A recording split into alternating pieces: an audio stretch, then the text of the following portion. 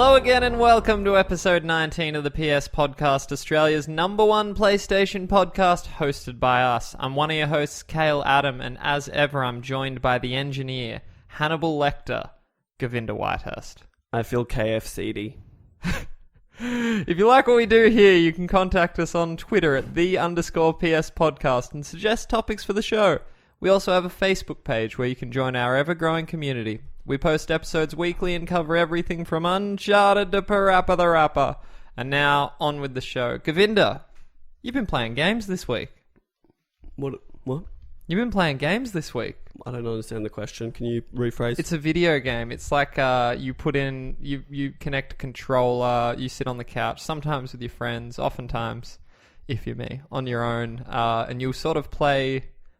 It's like a form of digital entertainment. It differs from TV or movies because it requires user input. Okay. I don't know. I'm really confused by this line of questioning. No, I've played a game and then I played something that I struggle to call a game. 3/4 home. 3/4 home. All right. I want to hear about that first. It's not so much a game as an interactive. I'd almost say an interactive art piece. Okay. So it's less of... It's not like a visual novel. Maybe no, because the visuals are the same. Almost. Constantly. Like, not the same, because the setting... You're driving on a road. Yep. And it's a storm. And you're driving home. Yep. Are you 3/4 of the way home? Let's not go there. Is that like important to the story? You're a young girl. You're driving home. You're on the phone to your family. Bad messaging, by the way. You should not be talking on the phone while you drive, especially in a storm. But that is exclusively what you do. Is it a hands-free device? I hope so. They don't go into it. Okay. The art style is pretty cool. It's just kind of like black and white, and I don't know. It kind of reminds me of Limbo, sort of. But you do nothing. Yep. Except hold R2 and hit prompts for conversations. What does R2 do? Accelerate. Oh, that annoys me. It does. Yeah, how long do you have to hold it for? The entire game. Oh, If you stop holding R2, the car stops and the conversation stops. That's not fun. It isn't. Yeah, it's not. Because people really rave about this game. Look, I understand, because the idea is you know nothing about the character, you know nothing about the family, and as it progresses through, you kind of start understanding what's going on in their lives. Yep. While the storm's going on, and it's getting better. It gets worse as it goes on, but it kind of... I might just be blind to things of this nature. Some might call it art, but I don't know what the point was. Okay. Have you finished it? And it's funny because this is 3/4 home, the extended edition. Oh, okay. So there's actually an epilogue as well, where you are again driving the other way. Presumably the same girl talking to your mother, but this time you're at college waiting for a bus, but you're constantly walking away from a bus stop. Ah.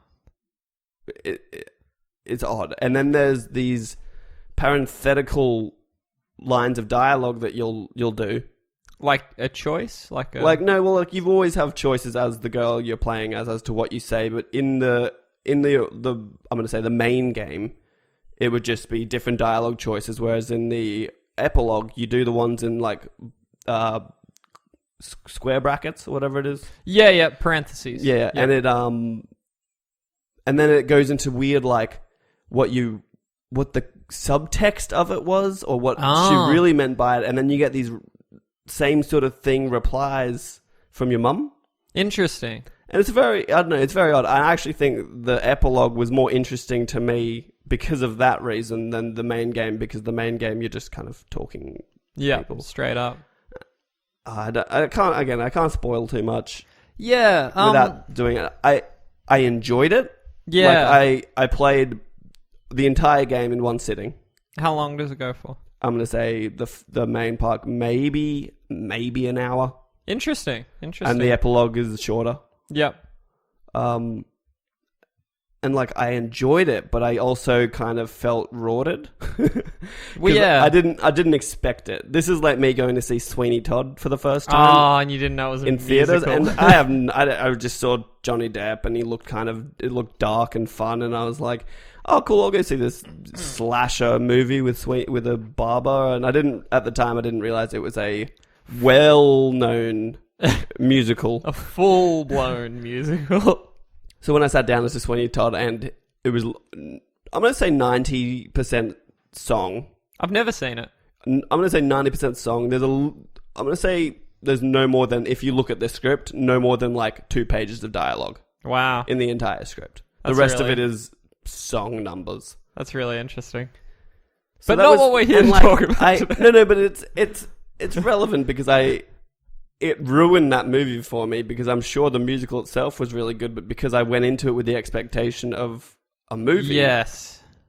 I kind of was sat there the whole time being like, fuck this. So what were you expecting? A game?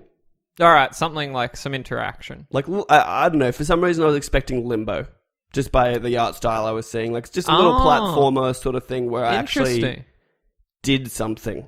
See, I think I knew it was like a text adventure, but I thought there was a bit more to it. But it's not almost even a text adventure, because it didn't feel, unless it requires multiple playthroughs, but it didn't feel like there was many branching opportunities. Yep. Like, even if you would choose a different dialogue option, you would still have the chance to do the option you didn't do afterwards, you know? Oh, okay. Oh, like it would just let you... Yeah, I don't know. It didn't... Off the cuff, didn't feel like it was going to be a huge branching thing where the endings are different, because based off the ending that cannot be different. Yeah, okay. So yeah, interesting. Well, it's like $4 on Vita. So well, that's why I got it. I might check it out. I'd almost probably recommend it on Vita, because holding R2 on a DualShock 4 for an hour and a half wasn't great. I'm really weird with my controllers. Like, I sort of stress out a bit if, say, I'm playing an older game and to advance the text, you can only hit one button, like, say, X. You're weird, dude. I'm always like, I'm wearing it out. All the other buttons aren't getting as much use as this button. Maybe I should, like... You're weird. Yeah. You're weird, dude. I really am. It's fine. I worry about you sometimes. So what do you think, like, how much use did that trigger get out of that game? Just constant. Did you feel like you needed to pull the left trigger a few times to even it? No, not at any point did I. Okay. I don't think like that, though, because I'm not a psycho. I don't have OCD. It's not a problem. Like, I could definitely just get by if I needed to. But, I just like it to balance out, you know? But I also played another game. What else did you play? And I'm going to tell you about it, but I wanted to just like reiterate to the listeners that we sat in a room and we were both too stubborn to get batteries for the air conditioning remote. And it's a little bit warm now, isn't it? And now it's kind of heating up, and I'm essentially wearing earmuffs. Yep. So I think I'm going to take a break to go get this aircon going, and we'll be back. It'll be seamless for the listener. Yeah. But for us, in a few minutes. I played Banner Saga. The Banner Saga?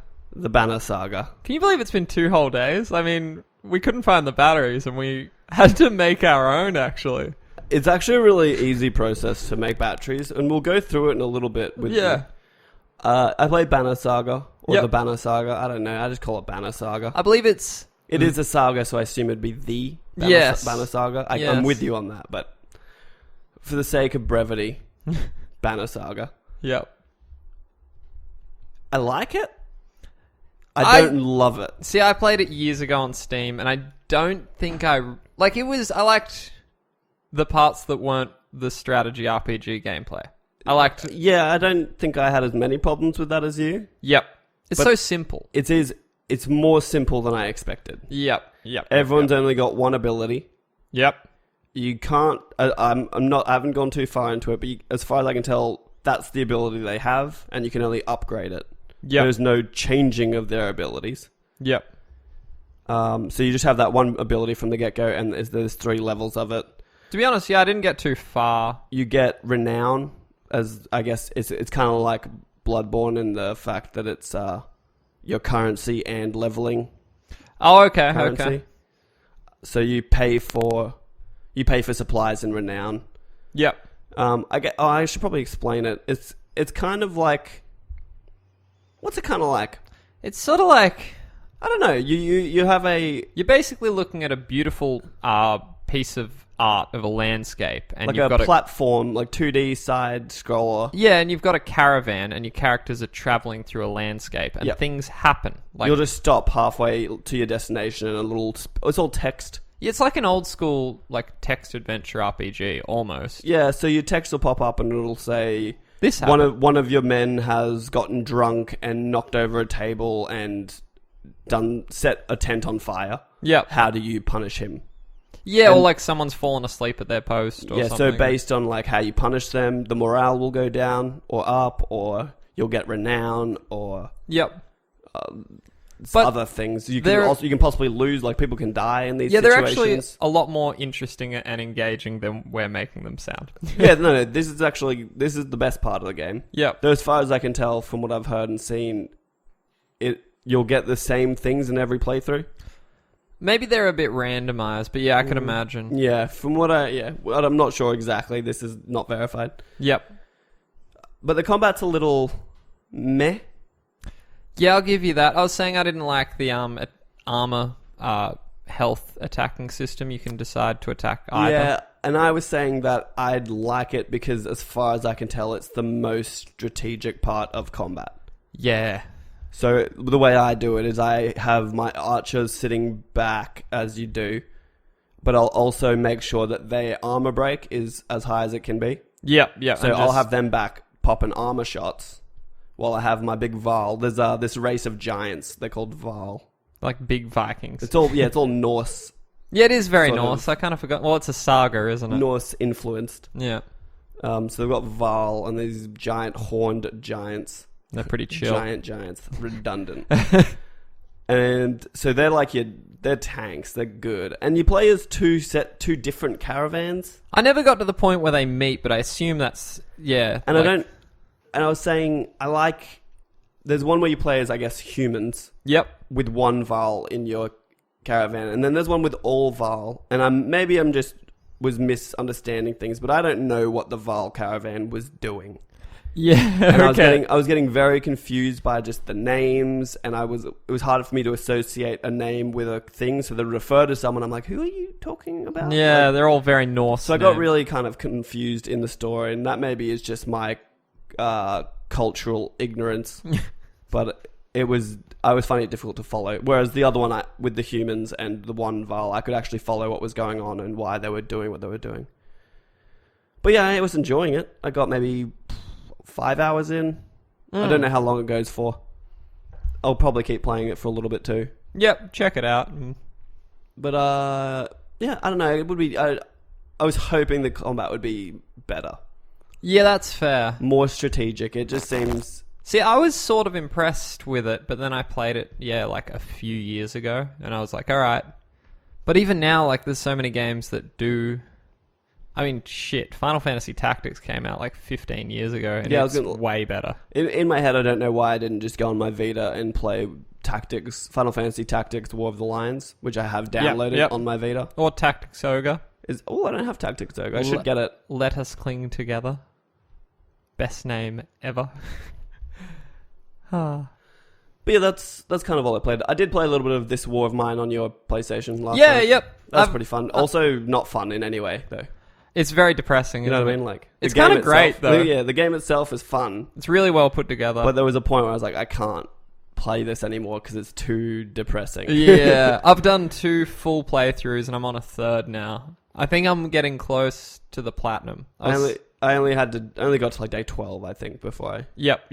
I've done 2 40-day run-throughs, and now I've sort of set up a custom game because I'm just grinding for trophies. So it goes for 80 days. I've turned down all the crime and the winter and stuff, and I'm just trying to like... The trophies are very abstract, which really pisses me off because I just don't know what I need to do to get some of them. There's no trophy guide that you've found. No. Like, I've Googled it so many times, it's just eluding me. And the worst part is it came out on Steam, but it was a different version. They've added new trophies